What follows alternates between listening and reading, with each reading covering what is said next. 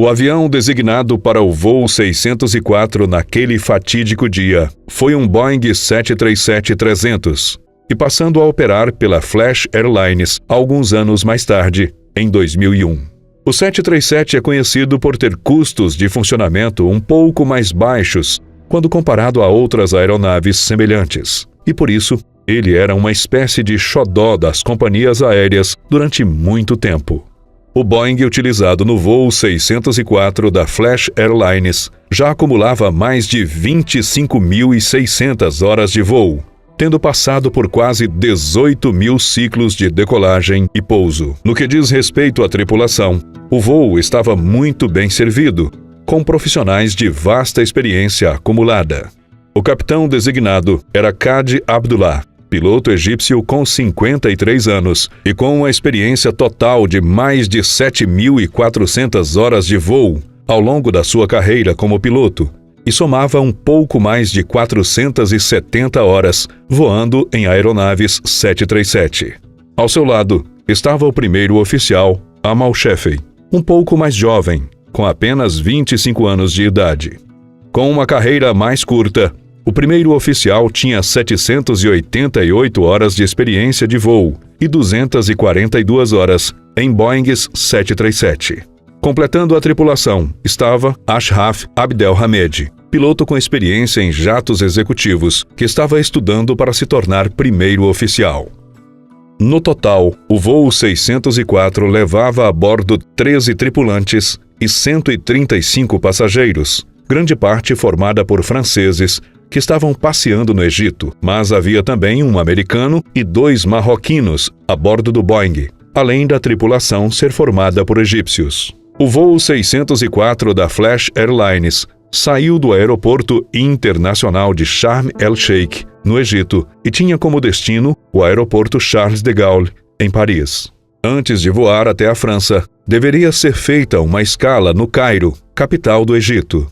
Às 4h18, os pilotos realizavam os checklists finais. Às 4h32, a aeronave teve autorização para taxiar até a pista 22R. E às 4h42, o 737 decolava. Logo depois de deixar o solo, a aeronave fez uma curva acentuada à esquerda, manobra que foi seguida do acionamento do sistema de piloto automático. Mas não demorou muito para que o capitão Abdullah desligasse o sistema, logo depois de esbravejar alguma coisa que não ficou compreensível na gravação da caixa preta.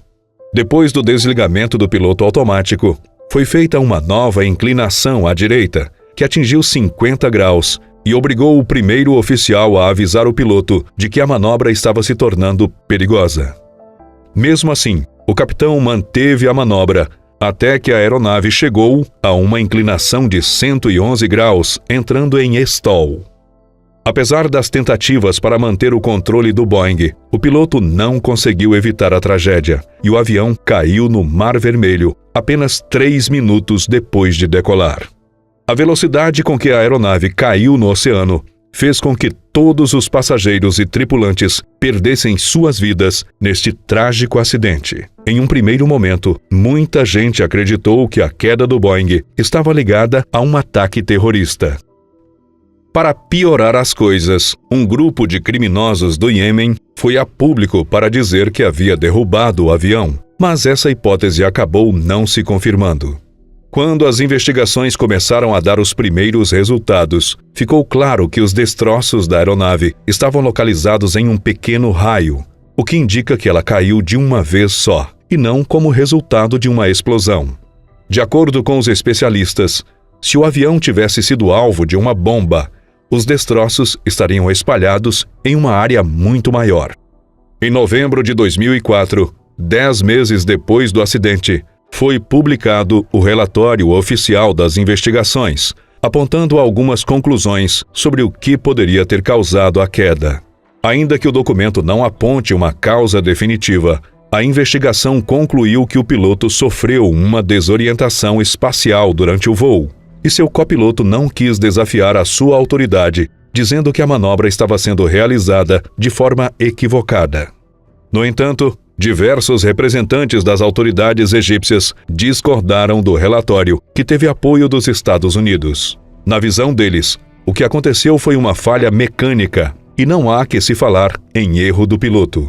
Essa linha de pensamento foi sustentada também por parte da mídia, que apontou possíveis problemas técnicos da aeronave e afirmou que a companhia aérea tinha rotinas de segurança questionáveis. A questão nunca foi totalmente resolvida e a verdadeira responsabilidade do acidente permanece até hoje um tanto obscura.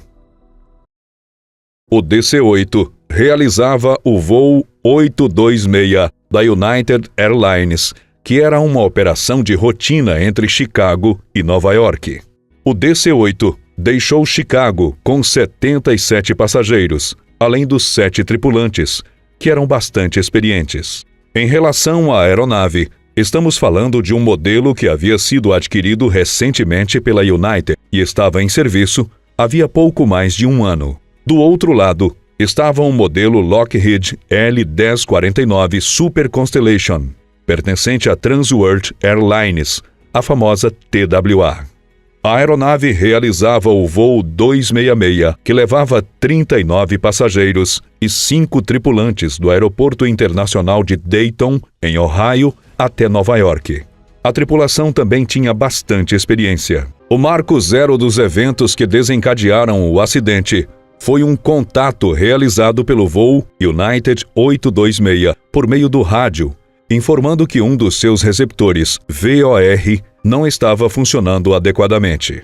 De forma resumida, esses receptores servem para informar os radiais aos pilotos, indicando a localização da aeronave.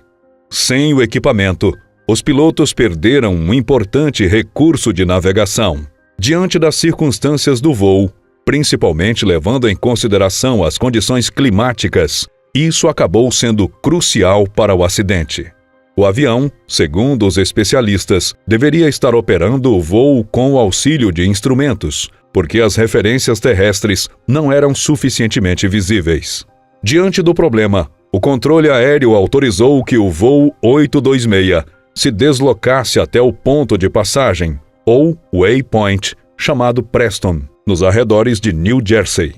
O problema é que o DC-8 da United se afastou mais de 19 quilômetros em relação ao ponto em que deveriam se posicionar. Por conta disso, sem querer, o piloto do voo 826 se colocou na mesma rota do Lockheed L-1049. Em um primeiro momento, os controladores de voo não se deram conta da possibilidade de uma colisão, já que as duas aeronaves não deveriam estar na mesma rota.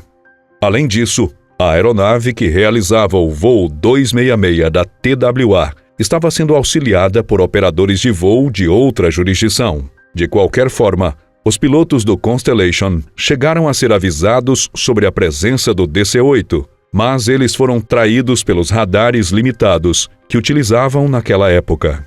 Devido às condições climáticas precárias, os pilotos não conseguiram perceber que estavam em rota de colisão. E quando as aeronaves se aproximaram uma da outra, já era tarde demais para tentar fazer qualquer manobra. Conforme as investigações mostraram, um dos motores equipados do DC-8 rasgou parte da fuselagem do Constellation, causando as primeiras mortes do acidente. O avião da TWA se partiu em vários pedaços, fazendo com que muitos passageiros fossem arremessados pelos céus, em uma cena digna de filme de terror. Todos os que estavam a bordo da aeronave perderam suas vidas devido ao acidente. Mas enquanto tudo isso acontecia, os pilotos do DC-8 ainda tentavam se salvar. A aeronave estava com danos gravíssimos, o que tornava um pouso de emergência quase uma missão impossível. Descontrolado, o avião caiu na cidade de Nova York. A aeronave caiu em uma área residencial da cidade, inclusive acertando uma igreja durante a queda e causando um incêndio de grandes proporções. A cena que restou após a queda dos dois aviões era caótica. Além de todas as vidas perdidas, mais de 10 prédios foram devastados pelo impacto e pelas chamas, criando um verdadeiro caos. As investigações concluíram que a causa do acidente foi o fato do voo 826 ter ultrapassado o limite imposto pelos controladores quando foram autorizados a se aproximar do Waypoint Preston. Além disso, eles mencionaram que a velocidade da aeronave estava acima do que era esperado, o que também pode ter contribuído para a colisão.